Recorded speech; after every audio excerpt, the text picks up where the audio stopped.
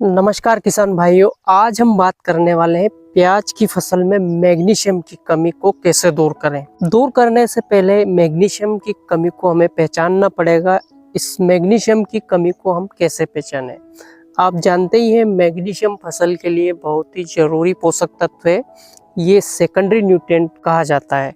Primary nutrient nitrogen, phosphorus और potash होता है। सेकेंडरी न्यूट्रिएंट कैल्शियम, मैग्नीशियम और सल्फर होता है। तो मैग्नीशियम की पूर्ति करना बहुत ही ज़रूरी है। अगर हम प्याज की फसल में मैग्नीशियम की पूर्ति नहीं करेंगे तो हमारे प्याज पर उसका नेगेटिव प्रभाव पड़ेगा और हमें उसका अच्छा से उत्पादन नहीं मिल पाएगा। तो स्वागत है किसान भाइयों आपका मेरे चैनल किसान भारत की जान पर।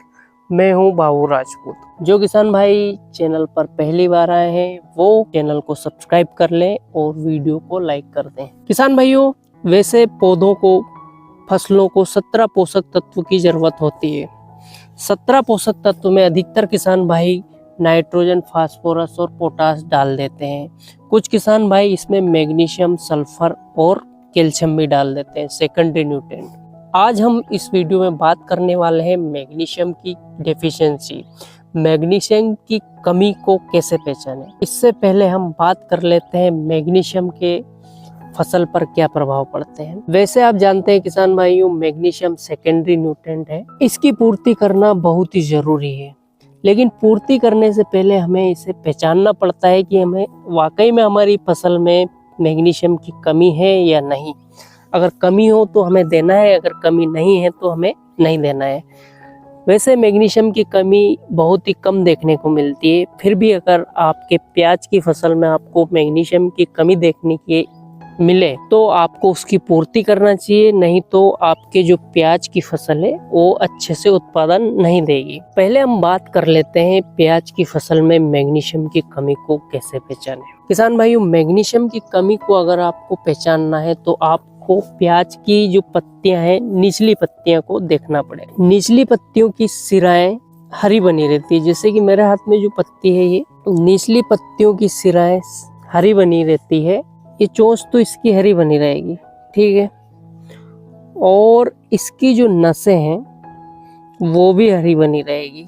प्याज में अगर आप गौर से देखेंगे तो आपको ऐसे ऐसे लंबी लंबी नसें दिखाई देती है, तोड़ने पर आपको अच्छे से दिखाई देगी, वो भी हरी बनी रहती है। लेकिन उन नसों के बीच का जो भाग है वो पीला पीला नजर आता होगा आपको। अगर आपके प्याज में मैग्नीशियम की कमी होगी तो ऐसे पीला पीला, बीच बीच में हरा और फिर बीच बीच में पीला, नसों को छोड़कर सारा भाग पीला पीला नजर आएगा।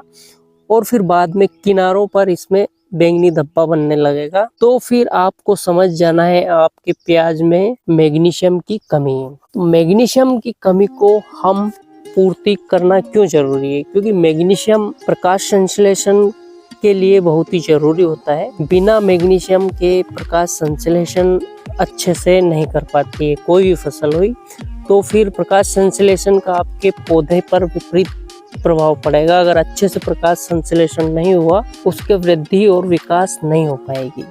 तो इसकी पूर्ति हमें वैसे तो बोते समय ही करना चाहिए, लेकिन अब प्याज की फसल सभी किसान भाइयों ने बो दी है तो फिर हम इसका स्प्रे लेंगे। स्प्रे के माध्यम से इसकी पूर्ति हमें करनी चाहिए। जिन किसान भाइयों ने कभी मैग्नीशियम नहीं दिया है वो भी स्प्रे कर सकते हैं, क्योंकि सभी किसान भाइयों को मैग्नीशियम की कमी पहचान आना संभव नहीं है। इसलिए अगर आप मैग्नीशियम का स्प्रे करना चाहे तो कर सकते हैं। इसके लिए आपको लेना है मैग्नीशियम सल्फेट। मैग्नीशियम सल्फेट नाम से वाटर सोल्यूबल खाद आता है, उसको लेना है। उसकी मात्रा आपको प्रति लीटर पानी में 5 ग्राम रखना है और स्प्रे कर देना है। किसान भाइयों, स्प्रे आपको करना है। स्प्रे के लिए आप जरूर ध्यान रखें कि स्प्रे जब भी आप करें तो स्प्रे ज़्यादा तेज धूप में ना करें, स्प्रे कर देना है। अगर फिर भी आपके प्याज की फसल में हरापन नहीं आए निचली पत्तियों में, तो फिर आपको 2 बार फिर स्प्रे कर देना है 15 दिन 10 दिन के बाद। अगर आप इस तरह से आपके प्याज की खेती करते हैं तो जरूर आपको फ़ायदा होगा और आपके प्याज की क्वालिटी और उत्पादन भी अच्छा होगा। धन्यवाद किसान भाइयों। वीडियो कैसा लगा? वीडियो अच्छा लगा हो तो लाइक करिए और हमारे चैनल को सब्सक्राइब करें।